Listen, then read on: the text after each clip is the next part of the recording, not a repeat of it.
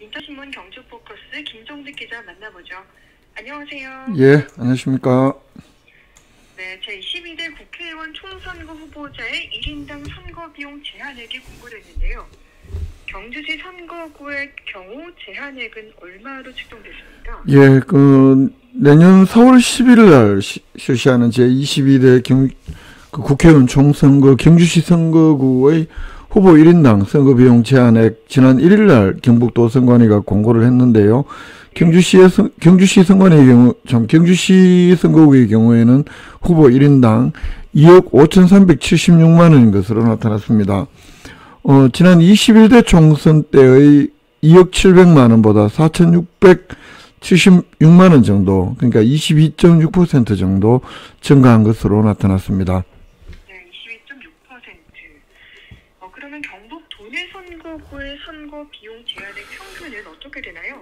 예, 경북 도내 지금 국회의원 선거구는 13개인데 이 지역구 평균 선거비용 제한액은 2억 6,800만 원입니다. 경주시 선거비용 제한액은 경북 도내 평균에 비해서는 1,300만 원 가량 적은 셈입니다. 이 전체 선거구 중에 경북 도내 선거비용 제한액이 가장 높은 선거구, 그러니까 가장 많은 선거구는 영주시, 영양군, 봉화군, 울진군 이 4개 시군으로 묶은 선거구인데 이게 3억 7,200만 원. 또 가장 적은 선거구는 구미시 을 선거구인데 2억 100만 원입니다. 네, 꽤 많은 차이가 있는데 이 선거 비용 제한액 산정은 어떻게 하는 거예요? 이게 좀 복잡하더라고요. 이게 선거별 구별로 인구수나 또 읍면동수의 전국 소비자 물가 변동률을 반영을 하고 여기에 또 다시 선거 사무 관계자의 총 수당 인상액과 총 산재 보험료를 가산해서 산정한다고 합니다. 네. 좀 복잡한 산정식인데 어쨌든 이 선거 비용은 이 이상을 쓸 수 없다는 이야기인데 결국 이제 후보자가 당선되거나 또 유효 투표 총수의 15% 이상 득표한 경우에는 선거비용 제한액 범위 내에서 정당하게 지출하는 선거비용 전액을 돌려받을 수가 있고 그 10% 이상 15% 미만 득표한 경우에는 절반을 돌려받을 수가 있습니다. 다만 이 예비 후보자가 사용하는 선거비용이라든가 통상거래 가격을 정당한 사유 없이 초과하는 비용, 또 회계보고서에 보고되지 않거나 허위로 보고한 비용 등은 보전이 되지 않는다고 합니다. 네. 그럼 이 선거 비용에 대해서도 유권자들이 오해할 수 있는 부분도 일부 있는 것 같아요. 예, 그렇습니다. 선거 비용은 어디까지나 선거에서 선거 운동을 위해서 쓰는 금전이나 물품, 또 채무, 그 밖에 모든 재산상의 가치가 있는 것으로서 이 후보자가 부담하는 비용을 말합니다. 근데 이 기타금이라든가 또 무소속 후보자가 선거권자의 추천을 받는 데 소요되는 비용과 같은 이 선거운동을 위한 준비 행위에 소요되는 비용이나 선거사무소와 선거연락소의 설치 및 유지 비용, 또 후보자나 선거사무원이 타고 다니는 자동차의 운영 비용과 같은 선거운동에 직접적으로 사용하지 않은 비용은 선거비용으로는 보지 않는다고 합니다. 네, 선거비용 제한에 관련 소식 살펴봤고요. 다음 소식은 경주페이 관련 소식인데 앞으로는 사용자가 모바일 앱에서 손쉽게 기부를 할 수 있다고요?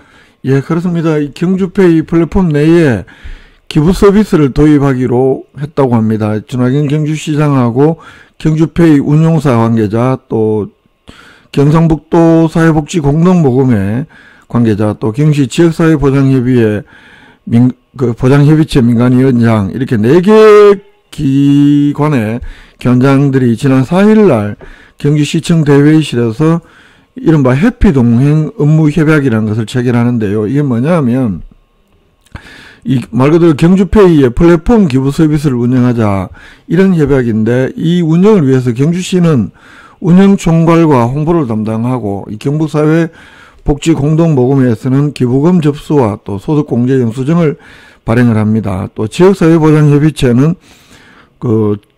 사례 발굴, 그러니까 도움이 필요한 저소득층의 사례 발굴을 하고 그 대상자에게 기부금을 전달하는 역할, 그리고 경주페이 운용사는 경주페이 앱 플랫폼 운영 또 콘텐츠 제작 이런 업무를 수행을 하게 됩니다. 조금 더 상세하게 설명해 주시면 좋을 것 같아요. 예, 그렇습니다. 이 기부 서비스는 경주페이 사용자가 우리 경주페이 앱을 통해서 그 저소득층 그 중에서 뭐 이렇게 이제 여러 개의 케이스들 사례를 두고 이 사례가 뜨면 그 중에 하나를 선택한 후에 그 충전금으로, 이게 충전금이라는 말씀은요, 우리가 그 현금카드와 같은 개념으로 보시면 됩니다. 그 체크카드와 같은 개념으로. 그러니까 내가 사용하기 위해서 경주페이에 그 충전하는 돈, 그 돈으로 최소 1,000원 이상 기부하는 방식입니다. 그러니까 캐시백으로 돌려받는 것으로 기부를 할 수는 없고, 내가 충전하는 충전금으로 기부하는 방식인데, 이 설정한 모금은 설정한 그 뭐 특별한 기간이나 설정한 목표 모금액, 이걸 충족을 하면 지역사회보장협의체를 통해서 기부 사례자에게 경주페이로 전달하는 그런 방식으로 운영을 하는데, 뭐 기부한 시민에게는 당연히 기부금에 대한 연말정산 소득공제 혜택도 주고, 근데 문제는 이제 기부받을 사례자를 이렇게 몇 가지 사례자를 선정을 하고, 만약에 A 사례자의 경우에는 모금 목표액이 얼마이다, 그래서 기간은 언제까지다, 이런 식으로 기부받을 사례자를 복수로 두고 여기에서 그 경주페이 사용자가 앱에서 선택하는 방식으로 기부를 할 수 있는, 그렇게 운영을 합니다. 그렇기 때문에 그 아직은 협약은 했고 이 기부받을 사례자를 선정하지는 않았고 해서 이 기부받을 사례자가 선정이 되는 이달 중순부터 이 경주페이 모바일 앱을 통해서 첫 선을 보일 예정이라고 하는데, 이 지역화폐를 쓰는 여러 뭐 지자체가 있고 한데, 이런 그 모바일 앱에 이런 기부 서비스를 할 수 있도록 하는 것은 최초의 사례라고 합니다. 네, 그러니까 경주페이 앱으로 기부를 할 수 있다, 이런 소식 전해드렸고요. 경주시가 MZ세대 공무원들의 아이디어를 시정에 반영하기 위해서 올해 기획단을 운영했는데 최근 발표회가 있었다고요? 예, 그렇습니다. 그 소소한 경주기획단이라는 이름으로 그 말 그대로 소확행을 찾아보자. 그래서 그 지난 3월 달부터 MZ세대 공무원 30명으로 발족을 해서 뭐 그 이들 공무원들의 아이디어를 좀 시책에 반영해보자, 이런 취지로 그 30여 명이 그 소소한 기획단을 운영을 했고요. 그 참여를 해서 운영을 했고, 이 30명을 4개 팀으로 나누어서 사업 발굴, 뭐 타지역 벤치마킹 등등을 거쳐서 그 지난달 11월 28일 이 발굴 사업을 공유하기 위한 공개 발표회가 경주시청에서 열렸습니다. 네. 그럼 이 발표회에서 제안된 사업들 어떤 것들이 있었습니까? 그 4개 팀이니까 발표된 것도, 제안된 것도 4개의 사업이 제안이 됐는데, 이 기존 흡연 부스에서 기존 뭐 우리가 생각하는 이런 흡연 부스가 흡연자들도 기피하고, 또 지나는 비흡연자에게도 간접 흡연의 피해를 주는 여러 가지 단점이 있다. 그래서 이런 것들을 극복하는 경주형 혁신 흡연 공간을 조성해보자. 또 조조 황혼 육아 프로젝트라고 해서 경주로 여행 오는 어르신들과 아이들을 위한 공공형 실내 놀이터를 만들어보자. 또 경주 청년 인구 유입과 주거 환경 개선을 위한 그 빈집 활용 프로젝트가 하나 있고, 마지막으로 무단횡단 사고 방지 및 여름철 폭염 대비를 위한 장수의자 사업 설치, 이 4개의 사업이 제안이 됐는데, 이 중에서 장수의자 사업이 최우수 사업으로 선정이 됐습니다. 이게 뭐냐 하면 포항시도 아시겠지만 경주시에서도 매년 여름철 폭염에 대비해서 횡단보도나 이런 데 그늘막을 설치하는데요. 이 그늘막에 우선에 그 그늘막마다 한 2개 정도, 그리고 뭐 경주 전체로는 횡단보도 그늘막이 138개가 있다고 하는데, 이 중에서 설치할 수 있는 적정한 그런 그 그늘막을 찾아서 그늘막 한 개당 한 2개 정도, 그렇게 해서 총 25개의 그늘막에 50개 정도의 장수의자를 설치하자, 이런 제안인데, 전체 예산도 뭐 한 개당 30만 원밖에 들지 않기 때문에 경주시 전체로 해서 한 1,500만 원이면 설치가 가능하다.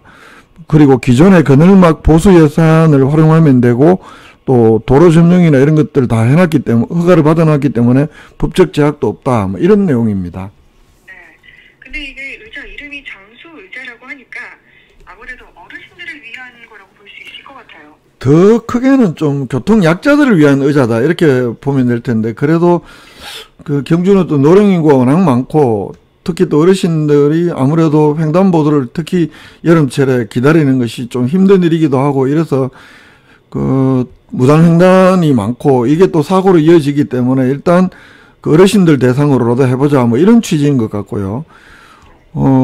그리고 실제 이제 그 울산광역시 중구가 이걸 운영을 하고 있다고 합니다. 그래서 이 최우수 팀에서 울산광역시 중구를 방문해서 이용객 설문조사도 하고 그래서 문제점이나 개선 방안도 도출했다고 합니다. 예를 들어서 어르신들이 사용하지 않을 때 의자가 펼쳐져 있으면 보행에 방해를 주기도 하고 또 쓰레기를 방치하는 장소로 악용되기 때문에 자동으로 접히게 하자거나 뭐 이런 식의 여러 가지 또 운영 방안도 개선책도 제시를 하고 이래서 최우수상으로 받았는데 아무래도 그 노인 무단 횡단 사고 예방이라든가 또 임산부나 노약자들의 여름철 폭염 피해 예방을 할 수 있는 그런 효과를 기대할 수 있을 것으로 보입니다. 이게 실제 이제 사업으로 연계될지는 지켜볼 일입니다. 네, 앞으로도 이런 MZ세대 공무원들의 신선한 아이디어가 시정에 많이 반영되길 또 바랍니다. 한 주간의 경제 소식 짚어봤습니다. 김종대 기자였습니다. 고맙습니다. 예, 고맙습니다.